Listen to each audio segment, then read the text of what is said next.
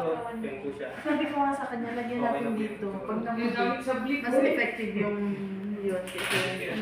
Ito po, dermatologic disease. Love ko siya. Eczema dermatitis, and then after po ng 7 days, with po yung regular, ayun na po siya.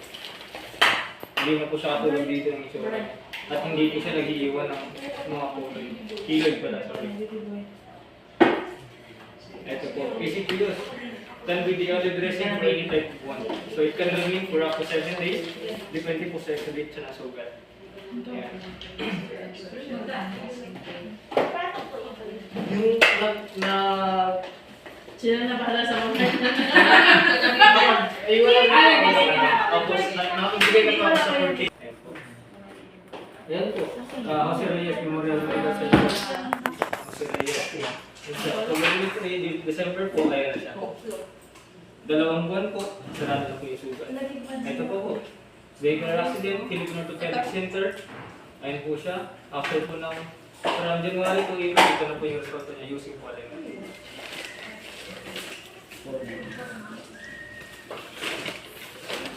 Ito naman po, vehicular accident din sa Philippine Orthopedic Center din siya. First day, 2 months, and then after 3 months, sarado na po yung sugat niya sa paa. So, kung expose na yung bone niya sa paa. But then after po nang gamit niya ng polymer, nagsasarap. Sinasarap yung talaga. So hindi na kailangan mag-skin graft. Hindi na po. Oo. Hindi na po siya.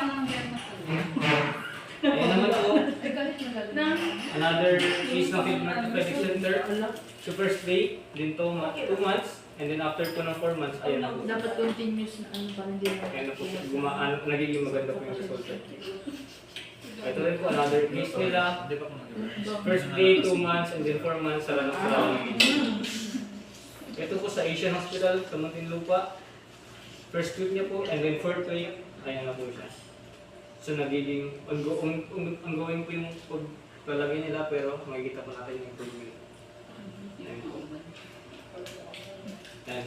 Ito, before application ng polymer, yan po yung itsura niya.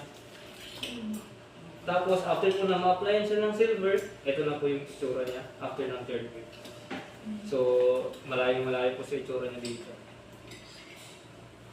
Ayan. So, before application po ng polymer, ito po yung itsura niya. Pero after po ng ultrasonic debridement, ginamitan po nila ng polymer sa cell. Ganyan na po siya. Hanggang sa 5th, ito na po yung itsura niya. Alam mo niya dapat. Sanay ka po siguro tayo, no? Yes. Ito po. Before application ng polymer, may susunod niya. After po ng debridement, first use po ng polymer after 5 days. Ayan po siya. Parang wala po yung infection. Ito naman, before polymer and after 2 weeks po ng treatment with polymer, ito.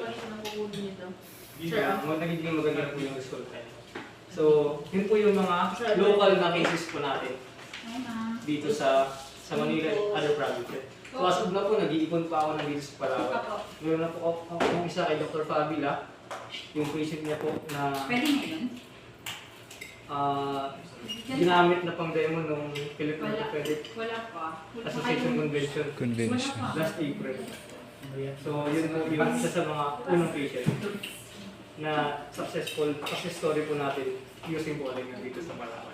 So ngayon po, si Dr. Casilla may patient na tinitreat ng polymer. So, hinihingan ko po siya ng documentation doon para po yes. Si Dr. Paul daw.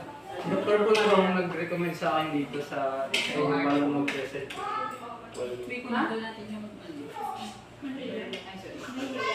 So I think ito siya.